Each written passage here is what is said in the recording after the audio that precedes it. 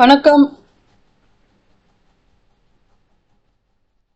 அகர முதல எழுத்தெல்லாம் ஆதி பகவன் முதற்றே உலகு என்று பிள்ளையார் சுழி போட்டு ஆரம்பித்தவர் திருவள்ளுவர். ஆதி பகவன் என்று பிள்ளையாரைத்தான் குறிப்பிட்டிருக்கிறார். அதாவது பிள்ளையாருக்கான ஒரு விசேஷமான விஷயம் என்னவென்றால், எடுத்த காரியம் அனைத்தும் வெற்றி பெற ஆரம்பம் முதலில் தொடங்கும் அத்தனை காரியத்திற்கும் பிள்ளையார் வழிபாடை ஆரம்பித்து வைத்த மக்கள் அதை எல்லா வகையிலும் புகுத்தி இருக்கிறார்கள். அதை ஒரு வாழ்க்கை கோட்பாடாக கூறியிருக்கிறார்கள் என்பதை உணர்ந்து கொள்ள வேண்டும்.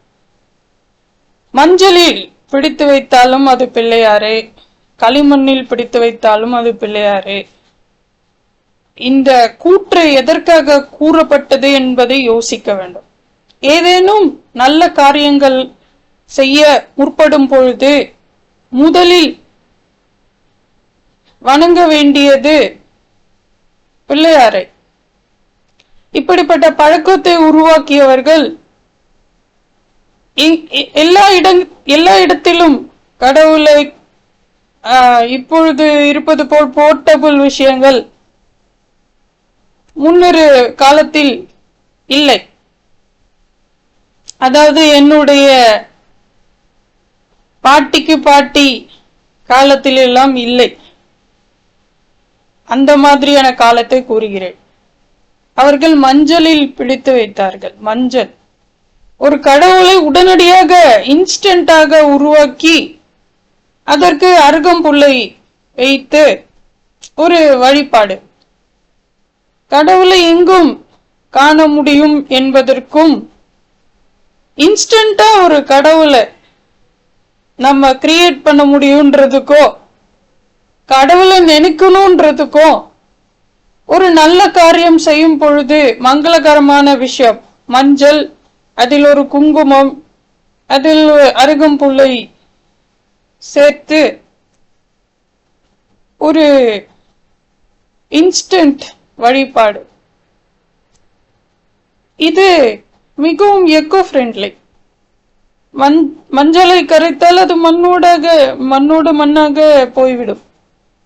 களிமண், சுடாத களிமண்ணை கரைத்தாலும் அது மண்ணோட மண்ணாக, எந்தவித ஒரு காற்றுக்கோ பூமிக்கோ எந்தவித தீங்கும் விளைவிக்க போவதே இல்லை. இதனுடைய தாத்பரியம் என்ன? ஏன் பிள்ளையாரை கரைக்க வேண்டும்? விசர்ஜன், அதாவது கணபதி வழிபாட்டுக்கு பிறகு கோகுலாஷ்டமி முதலில் வருகிறது. அதற்கு பிறகு கணபதி விநாயகர் சதுர்த்தி வருகிறது. இதில் முக்கியமான விஷயம் என்னவென்றால், வாங்கிய நம் முன்னோர்கள் வழிபட்டது களிமண் பிள்ளையாரை. இது காசை பொறுத்த விஷயம் அல்ல. இதை நன்றாக புரிந்து கொள்ள வேண்டும். களிமண்ணில் காசு எவ்வளவு கொடுத்து வாங்கி கரைப்பது என்பது அல்ல. களிமண்ணில் வாங்கி சுடாத பிள்ளையார், ஈர களிமண்ணில் ஆன பிள்ளையாரை வாங்கி வந்து வழிபட்டு அதற்கு பிறகு அதை ஒரு நீர்ப்பரப்பில், ஏதேனும் ஒரு நீர்ப்பரப்பில், ஏரி, ஆறு, குளம், இன்னும் பிற சாகரம் போன்ற விஷயங்களில் பிள்ளையாரை கரைக்கிறோம். இதற்கான முக்கிய விஷயம் என்ன? ஏன் அதை செய்ய வேண்டும்? விக்னங்களை கரைக்கிறார். நம்மளுடைய வாழ்வில் உள்ள விக்னங்களை, விக்னம் என்றால் தடைகள். விக்னேஸ்வரா, விக்னேஷ் அப்படி என்கிற வார்த்தைக்கு விக்னங்களை அழிப்பவர் என்பதற்கான பொருள். அதை உணர்த்தவே நாம் அவ்வாறு செய்கிறோம். யோசித்து பாருங்கள். கலாச்சாரம் முக்கியம், அதை விட முக்கியம் நாம் இருக்கும் இடம். குழந்தைகளுக்கு சொல்ல வேண்டிய விஷயம், அவர்களுக்கு நம்மளுடைய கலாச்சாரத்தை வழி வழியாக நாம் போதித்து கொண்டு இருக்கிறோம். பிள்ளையார் வழிபாடு அனைவருக்கும் பிடித்த ஒரு, குழந்தைகளுக்கு மிகவும் பிடித்த ஒரு விஷயம். ஒரு மனையை அழகாக கோலமிட்டு அதை கடைத்தெருவிற்கு கொண்டு போய் அங்கு ஈர களிமண்ணில் ஆன கையால் செய்த பிள்ளையாரோ அச்சு பிள்ளையாரோ ஏதோ ஒரு பிள்ளையாரை அவர்கள் செய்ய செய்ய அதை வேடிக்கை பார்த்து அதை வாங்கி வந்து அதற்கும் அதோடு நின்று விட போவதில்லை. பிள்ளையாருக்கான குடை, அவருக்கான மாலை, இன்னும் பிற விஷயங்களை எல்லாம் வாங்கி கொண்டு வந்து வைத்து அதை வழிபட்டு, அதாவது விநாயகரை வழிபட்டு அதன் பிறகு 2-3 நாட்களில் இருக்கிற நீர்ப்பரப்பில் கரைத்து விடுவார்கள். இதில் எந்த விஷயமும் ஒரு கெமிக்கல் என்று சொல்லக்கூடிய விஷயம் கிடையாது. விநாயகர் களிமண்ணால் செய்யப்படுகிறார். அவருடைய கண் ஒரு வகையான விதையிலிருந்து கொணரப்படுவது. அதன் பிறகு அவருக்காக வைக்கும் அந்த கூடை கூட மிகவும் ஒரு எக்கோ ஃப்ரெண்ட்லியான விஷயம். எல்லாமே இதில் எந்தவித ஒரு கெமிக்கல் ப்ராசஸ் இல்லை. அப்பொழுதெல்லாம் ஒரு ஊருக்கு ஒரு மிகப்பெரிய ஒரு பிள்ளையாரை வாங்கி கொண்டு வந்து வைத்து அதற்கான கச்சேரி ஒரு 2 நாட்களோ இல்லை நாள் முழுவதுமோ அது மாதிரி எல்லாம் நடந்து கொண்டே இருக்கும். இதுவே ஒரு, அதாவது ஊருக்கு ஒன்று என்பது ஒரு மிகப்பெரிய ஒரு பாதிப்பை நிலப்பரப்பிற்கோ எதற்குமே ஏற்படுத்த போவதில்லை. தெருவிற்கு ஒன்று. அதன் பிறகு நம்மளுடைய மக்கள் தொகை நோக்க வேண்டும். எப்பொழுதோ எத்தனையோ வருடங்களுக்கு முன்பு ஆரம்பித்த கலாச்சாரம், அது ஈர களிமண்ணில் எந்தவித கெமிக்கல் பெயிண்ட் என்று சொல்லக்கூடிய விஷயங்கள் அப்ளை பண்ணாமல் ஒரு அழகான சிறிய பிள்ளையாரை கரைப்பதற்கும் அப்பொழுதிருந்த மக்கள் தொகைக்கும் அவர்கள் அதை மேற்கொண்ட விதத்திற்கும் இப்பொழுது இருக்கிற மக்கள் தொகைக்கும் இது மாதிரியான விஷயங்களை கடைபிடிப்பதற்கும் எனக்கு எந்த உடன்பாடும் இல்லை. ஆனால் நீங்கள் யோசிக்க வேண்டிய விஷயம், கடவுள் மண்ணில் கரைய அவர் ஆசைப்படவில்லை, நாம் தான் அதை கரைக்கிறோம். விக்னங்களை கரைக்க உதவி புரி என்று நாம் வேண்டிக் கொள்கிறோம். விநாயகரை கரைக்கும் போது நம் விக்னங்களும் கரைகின்றன. நம்முடைய எல்லா தங்கு தடைகளும், வேலையில் வருகின்ற தங்கு தடைகள், வாழ்க்கையில் இருக்கின்ற தங்கு தடைகள் எல்லாம் கரைகின்றன என்பதை உணர்த்தவே இந்த மாதிரியான ஒரு விஷயத்தை செய்கிறோம். கலாச்சாரம் பெரிது, நம்முடைய வழிபாடு பெரியது. நம்முடைய முன்னோர்கள் சொல்லி வைத்த விஷயங்கள் மேம்போக்கான விஷயங்கள் அல்ல. அவர்கள் ஒரு விஷயத்தையும் கூர்ந்து கவனித்து நம்மளுக்கு ஒரு விஷயத்தை எல்லாம் ஏற்கனவே ஏன் இதை செய்ய வேண்டும், எதற்காக என்றெல்லாம் கூறிவிட்டு சென்றிருக்கிறார். பூமி பெரிதா, சாமி பெரிதா? எல்லாமே பெரியதுதான். சாமி தான் பெரியது. சாமி பெரியது என்றால் பூமி சாமியுடையது. சாமி உடைய பூமியை காப்பாற்றுவது சாமிக்கு செய்ய வேண்டிய கடமையும் நம்மளுக்கான கடமையும் ஆகும். சாமி படைத்ததுதான் இந்த பூமி. சாமி படைத்த பூமியிலிருந்து, எல்லாமே இந்த பூமியிலிருந்து தான் வருகிறது. எல்லாமே மழை தவிர எல்லாமே இந்த பூமியிலிருந்து தான் எடுக்கிறோம்.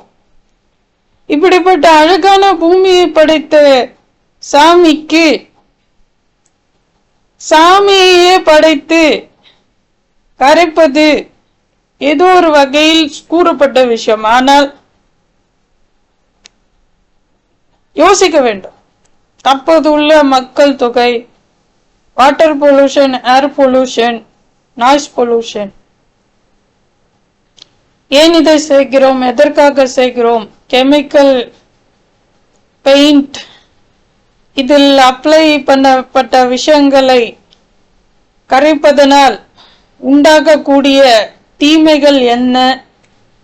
இதையெல்லாம் நாம் பள்ளிகளிலே போதிக்கிறோம்.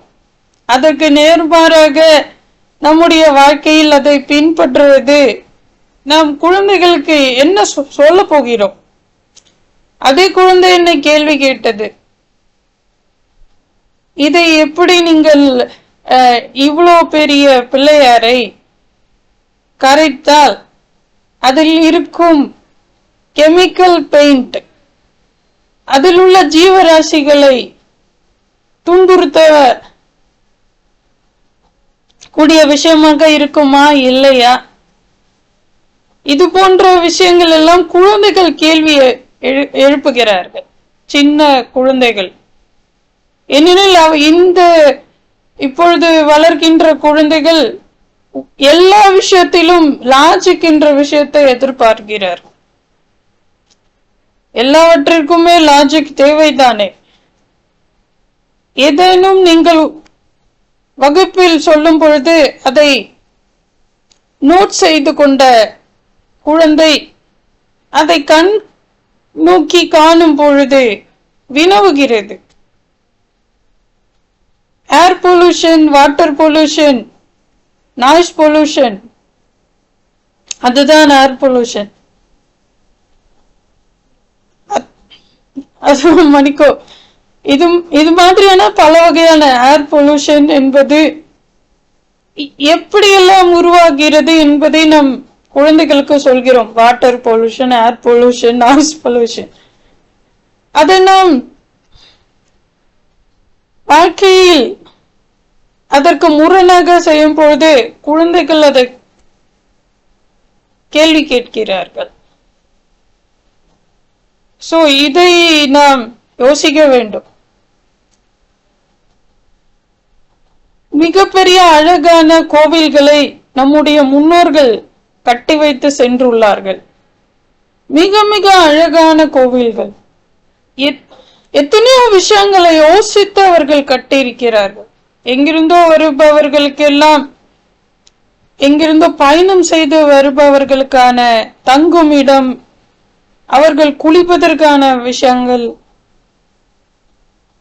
சுவாமியை தரிசனம் செய்து அவர்களுக்கான உணவு, இன்று எல்லாவற்றையும் யோசித்து ஒரு கோவிலை கட்டமைத்து வைத்துள்ளார்கள்.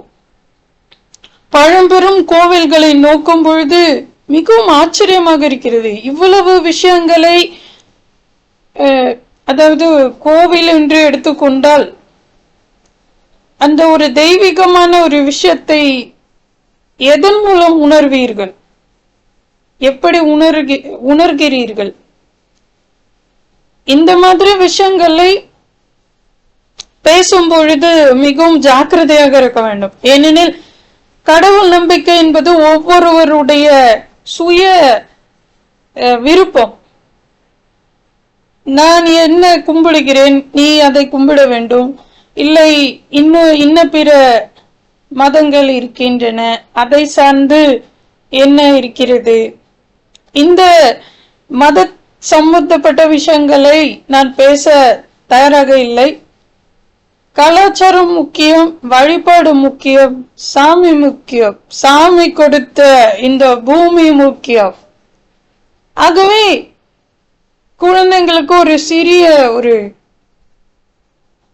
மஞ்சள் குடித்து வைத்தாலும் பிள்ளையாரே, மஞ்சளில் தண்ணீரை கலந்து பிடித்து வைத்து ஒரு சின்ன குங்குமத்தில் பொட்டு வைத்து அருகம்புல் இருக்கிறதுல சிம்பிளான ஒரு சாமி பிள்ளையார் ஆற்றங்கரையில் எல்லாம் அமர்ந்திருப்பார் என்று சொல்வார்கள்.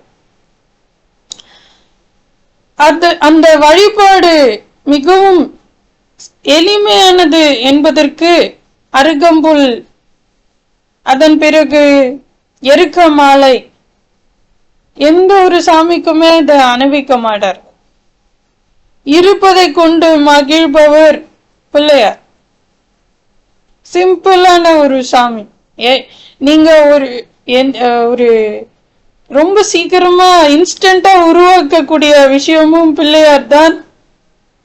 எல்லா விஷயத்திலும் கலந்து இருக்கக்கூடிய ஒரு கடவுள். சைவம் வைணவம் என்றெல்லாம் இல்லாமல் இருக்கக்கூடிய விஷயம் பிள்ளையார்.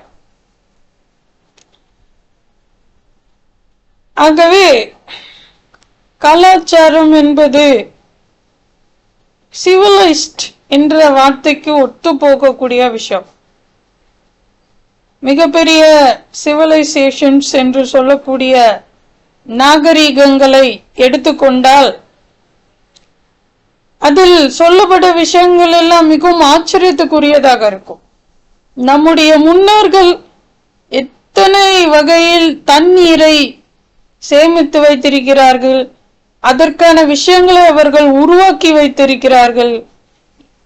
எங்கெங்கிருந்தோ தண்ணீரை கொண்டு வந்து கோவில் குளங்களில் சேர்ப்பதற்கான வழிகளை யோசித்திருக்கிறார்கள். கல்லணை கட்டி இருக்கிறான் கரிகாலன்.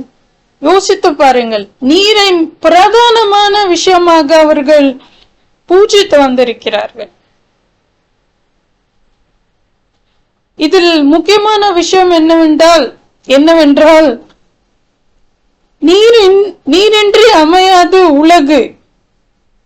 திருவள்ளுவரும் சொல்லி இருக்கிறார், நீரின்றி அமையாது உலகு. அப்படிப்பட்ட நீர் பரப்புகளை காப்பாற்ற வேண்டியது நம்முடைய கடமை. சிறிய மஞ்சளில் பிடித்து வைத்தாலும் பிள்ளையாரே, இந்த வழிபாடு மிகவும் சால சிறந்தது. அழகான ஒரு சிறிய மஞ்சள் பிள்ளையார், எந்த தீங்கும் இருக்க போவதில்லை. அதில் மஞ்சள் இயற்கையாக விளைகிறது. அது போன்ற விஷயங்களை ஊக்குவிக்க வேண்டும். குழந்தைகளுக்கு அது போன்ற விஷயங்களை போதிக்க வேண்டும். ஏனெனில் பள்ளியில் போதிக்கின்ற விஷயங்களும் நடைமுறையில் இருக்கின்ற விஷயங்களும் முரணாக இருக்கும் பொழுது குழந்தைகள் வினா எழுப்புகிறார். ஏன் இப்படி? இது தண்ணீரில் இத்தனை கரைத்தால் அந்த கெமிக்கல் பெயிண்ட் அத்தனை விஷயங்களையும் நீரை மாசுபடுத்துகின்ற அத்தனை விஷயமும் என்னவாகும்? இது போன்ற வினாக்கள் எல்லாம் குழந்தைகளுக்கு வருகிறது. அப்பொழுது இருந்த மக்கள் தொகையை நினைத்து பாருங்கள். ஊருக்கு ஒரு மிகப்பெரிய பிள்ளையார், வீட்டிற்கு சிறு சிறு களிமண் பிள்ளையார் ஒரு பெரிய விஷயமாக இருந்தது இல்லை. இப்பொழுது தெருவிற்கு தெரு, அதுவும் எக்கச்சக்க, அதாவது நாய்ஸ் பொல்யூஷன் என்று சொல்லக்கூடிய விஷயங்கள், வாட்டர் பொல்யூஷன், எல்லாவற்றையும் நாம் யோசிக்க வேண்டும். இது கூறுவதால் ஏகப்பட்ட, அதாவது இது என்னுடைய சொந்த கருத்து அல்ல, இதை நான் ஆமோதிக்கிறேன் என்ற விஷயத்தை மட்டும் கூறிக்கொள்கிறேன். இது குழந்தைகள் வினவிய வினாக்கள். அவர்களுக்கு கற்றுக் கொடுப்பது நாம் வேறு, பள்ளியில் நடைமுறையில் நேர்மாறான விஷயங்கள். 7-8 வருடங்களுக்கு முன் நான் இருந்த இடம் மாரத்தள்ளியின் அருகே. அங்கு எளிதாக எதுவும் கிடைக்காது. பூ வாங்க வேண்டும் என்றாலும் சாமிக்கு வெத்தலை பாக்கு பழம் வைத்து படைக்க வேண்டும் என்றாலும் எந்த ஒரு விஷயத்திற்குமே நான் வேற ஒரு இடத்திற்கு பயணம் செய்து அதை வாங்கி வர வேண்டும். இவ்வாறான விஷயங்களை யோசிக்கும் பொழுது ஒரு நகரம் எத்தனை விஷயங்களை தாங்கி இருக்கிறது, எத்தனை மனிதர்களின் வாழ்வாதாரத்தை ஒரு நகரம் கொடுக்க வேண்டி இருக்கிறது. அந்த நகரத்தில் உள்ள நீர்நிலைகள், முக்கியமாக ஏரி, ஆறு, குளம் தாண்டி வெட்லாண்ட்ஸ், இந்த மாதிரியான விஷயங்கள் மிகவும் மிக மிக இந்த மாதிரியான விஷயங்களை பாதுகாக்க வேண்டியது நம்முடைய கடமை. சுற்றுச்சூழலின் ஒரு முக்கிய அங்கம். நீர்நிலைகளை காப்பாற்றுவதும் எந்த ஒரு விஷயமும் மாசு அடையாமல் காப்பாற்றுவதும் சாமிக்கு கொடுக்க வேண்டிய விஷயம் மட்டுமல்ல, நமக்கே நாம் கொடுத்து கொள்கிறோம். சாமி கொடுத்ததுதான்.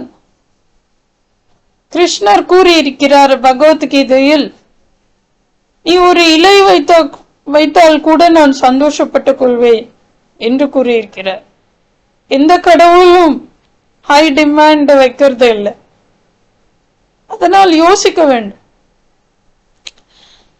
என்னுடைய பெரியப்பா ஒருவர் ஒரு தீபாவளி பண்டிகையின் பொழுது வினவிய விஷயங்கள், யாரும் வீட்டில் இல்லை,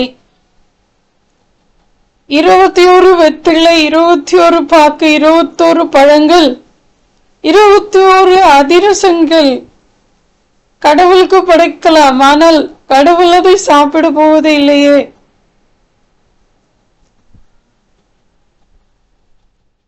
நாம் நம்முடைய பழக்க வழக்கங்களை, எத்தனையோ விஷயங்களை கஸ்டமைஸ்ட் என்று சொல்லுவது போல சூழ்நிலைக்கு ஏற்ப மாற்றிக்கொள்கிறோம். அது நமக்கு மட்டுமல்ல, இந்த நாட்டிற்கும் தேவைப்படுகிற விஷயம், பூமிக்கான விஷயம். இயற்கை தான் முதல் கடவுள். இயற்கையை தாண்டி நம்முடைய அத்தனை வழிபாடும் இயற்கையை சார்ந்தது. பொங்கல், மகர சங்கராந்தி என்று சொல்லக்கூடியது சூரிய வழிபாடு. இது மாதிரி வருணனுக்கு என்றும் விழா அடிக்கிறார்கள். ஆடியில் ஆடிப்பெருக்கு, நீரை கும்பிட்டு இருக்கிறார்கள், சூரியனை கும்பிட்டு இருக்கிறார்கள்.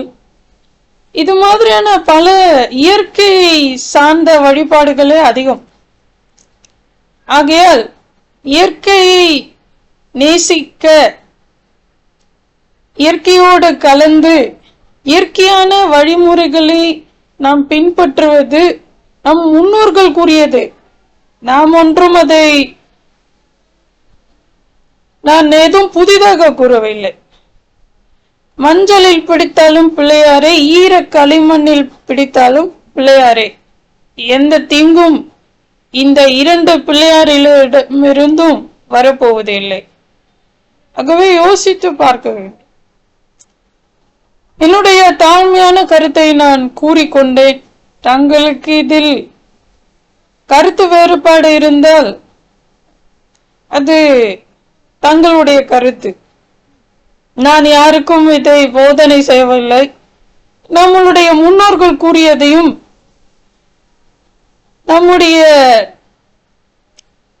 இந்த இப்பொழுது இருக்கின்ற இளம் பிராயம் என்று சொல்வார்கள், சிறு வயது குழந்தைகள் கேட்கின்ற வினாக்களுக்கும் நீங்கள் தான் பதில் அளிக்க வேண்டும். அவர்கள் செய்ததற்கான ஒரு அர்த்தம் இருக்கிறது. முன்னோர்கள் அதை ஒரு அர்த்தத்துடன் ஆரம்பித்து வைத்தார்கள். நாம் பள்ளிகளிலும் போதிக்கிறோம். ஆகவே நீங்கள் அதை முடிவு செய்து கொள்ள வேண்டும். தங்களுடைய நேரத்திற்கு மிக்க நன்றி. வணக்கம்.